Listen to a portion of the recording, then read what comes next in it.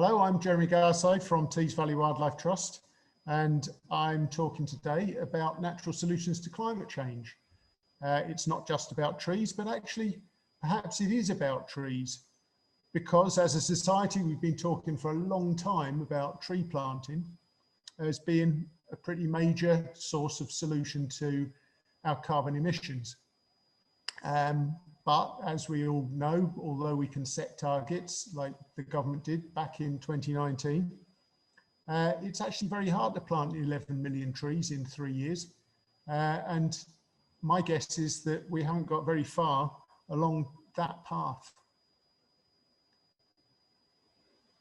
So why is it that we can plant trees at all to help with climate change? If you think back to your school days, perhaps you'll have heard about photosynthesis, the process by which all plants, not just trees, take carbon dioxide out of the air, use energy from the sun, water from the ground, and they store carbon in their roots and in the stem of the trees and in their leaves, and generate oxygen as a benefit from that. So all we have to do is to go out, we have to find a nice site where there aren't already good wildlife habitats, and plant them with trees and watch those trees turn into a massive carbon store across the landscape. A great solution, you would think. But actually, if you think how much oil and gas and coal we are burning on an annual basis, 9.5 gigatons of carbon going into the air from that, and just 3.2 gigatons of carbon being stored by the amount of vegetation that we already have on the planet. I'm not sure that planting trees alone could ever be the problem. And particularly when you look back to the 1970s, when we first started talking about climate change, if you look at the rate of planting in this country since 1976, you can see there's been a downward trend. We're not actually planting as many trees as we used to plant.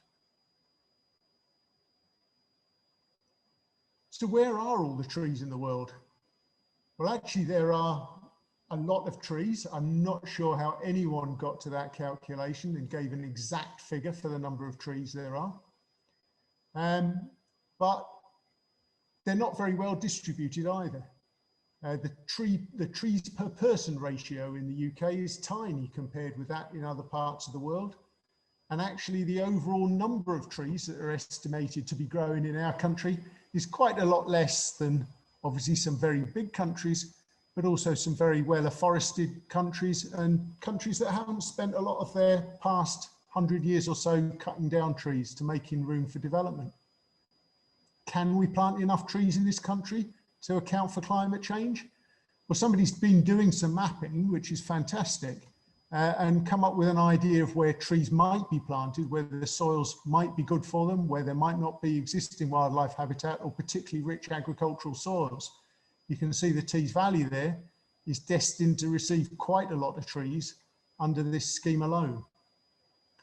And although we talk about tree planting, it's actually forest creation. And the trees aren't just present in the stems and the leaves of the trees, but they're present in the whole of the forest ecosystem, and particularly in the soil. You can see there's more carbon stored in a woodland soil than there are actually in the trees within the woodland itself. So you'd think then that every habitat, every natural habitat, has a great opportunity to do something to sequester carbon from the air. But actually, when you start looking at the detail and trying to do the research into this, the figures seem to vary absolutely enormously, and it's really difficult to work out what's going on.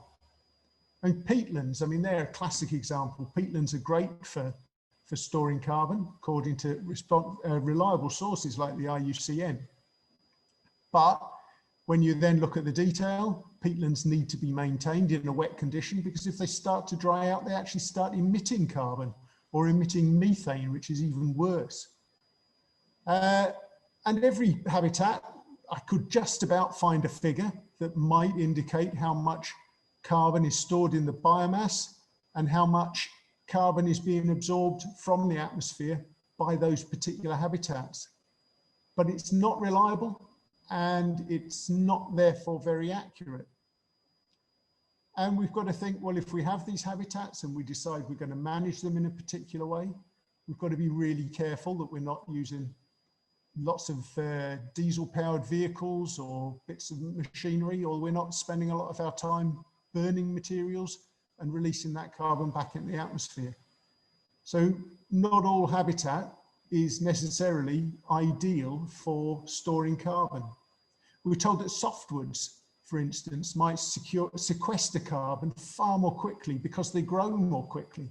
So a lot of the government emphasis at the moment is on growing softwoods instead of creating woodland as a way of sequestering carbon.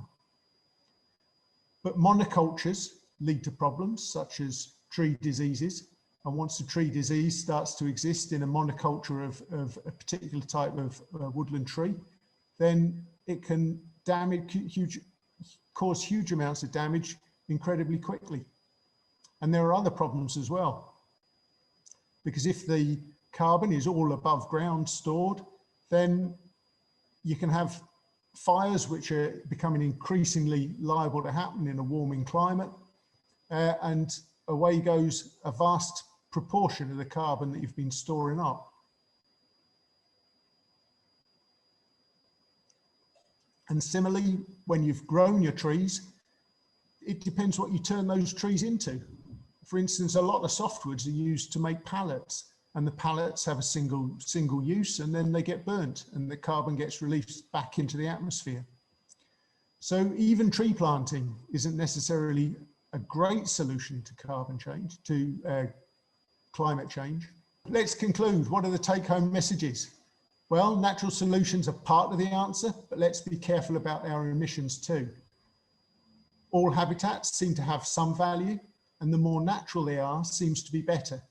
But I would be extremely wary of anyone who came to you saying you can solve this problem entirely by paying for new natural habitats.